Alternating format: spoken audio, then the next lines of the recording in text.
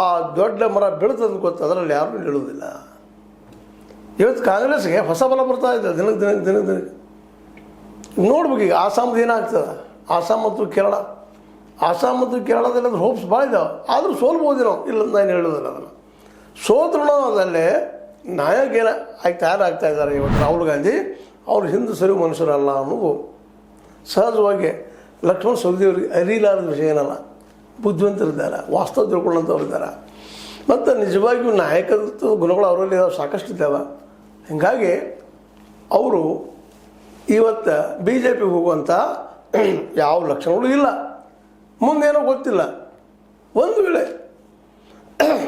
ಒಂದು ವೇಳೆ ಮಂತ್ರಿಯನ್ನಾಗಿ ಮಾಡಿದ್ರೆ ಆಗೇನೋ ಬದಲಾಯಿಸ್ಬೋದು, BJPಗೂ ವಿಚಾರ ಮಾಡ್ಬೋದು. ಅದು ಯಾವಾಗ?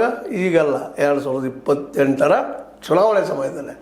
ಇನ್ನೂ 2 ವರ್ಷ ವೇಟ್ ಮಾಡ್ತಾರೆ ಅವರು. ಈ ಸರ್ಕಾರದಿಂದ ಏನು ಬರಬೇಕಾಗಿದೆ ಲಾಭಗಳನ್ನು ತಗೊಳ್ತಾರೆ. ನಮ್ಮ ಜನಕ್ಕೆ ಏನು ಮಾಡಬೇಕಾಗಿದೆಪ್ಪ, ನಾಳೆ ಜನಕ್ಕೆ ಹೌದಪ್ಪ ನಾಳೆ ಇವ್ರು ಕಾಂಗ್ರೆಸ್ ಇರಲಿ BJP ಇರಲ್ಲ ಮತ ಹಾಕ್ತೀವಿ ಅನ್ನೋಂಥ ವಾತಾವರಣ ಮಾಡ್ತಾರೆ. ಅತನಿ ಏರಿಯಾದಲ್ಲಿ ಅವರ ಭಕ್ತರು ಭಾಳ ಇದ್ದಾರೆ. ಹೀಗಾಗಿ ಅವರೆಲ್ಲ ಕೆಲಸ ಮಾಡ್ತಾರೆ 2 ವರ್ಷ ನಂತರ ವಿಚಾರ ಮಾಡ್ತಾರೆ ಹೋಗಲೋ ಬೇಡವ.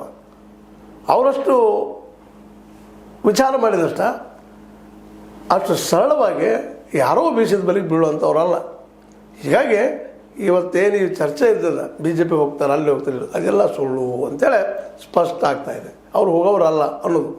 ಯಾಕಂದರೆ ಗೋಧಿ ಮೀಡಿಯಾಕ್ಕಂತೂ ಸುದ್ದಿಗಳು ಬೇಕು, ಜೊತೆಗೆ ಕಾಂಗ್ರೆಸ್ನಲ್ಲೇ ಯಾವಾಗಲೂ ಗೊಂದಲ ನೋಟಾಗ್ತಾ ಇರಬೇಕು, ಕಾಂಗ್ರೆಸ್ ಬಡದಾಡೋಂಗೆ ಕಾಣಿಸ್ತಾ ಇರಬೇಕು, ಜನಕ್ಕೆ ಈಗಾಗಲೇ ಕೊಟ್ಟಂಥ ಗ್ಯಾರಂಟಿಯಿಂದ ಏನು ಲಾಭ ಇಲ್ಲ ಅನ್ನುವಂಥ ತೋರಿಸ್ಕೊಡ್ತಾ ಇರಬೇಕು. ತಮಗಂತೂ ಗ್ಯಾರಂಟಿ ಕೊಡೋಕ್ಕಾಗೋದಿಲ್ಲ. ಇವೆಲ್ಲರೂ BJPಗರಿಗೆ ಇಂಥ ಒಂದು ಕೆಲಸ ಮಾಡ್ತಾ ಹೋಗುವಂಥದ್ದು ನಾವು ನೋಡ್ತಾ ಇದ್ದೀವಿ.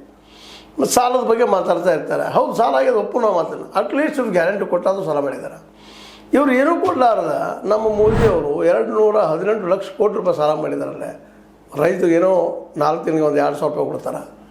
ಮತ್ತೇನು ಕೊಡ್ತಾರಪ್ಪ ಇವರು?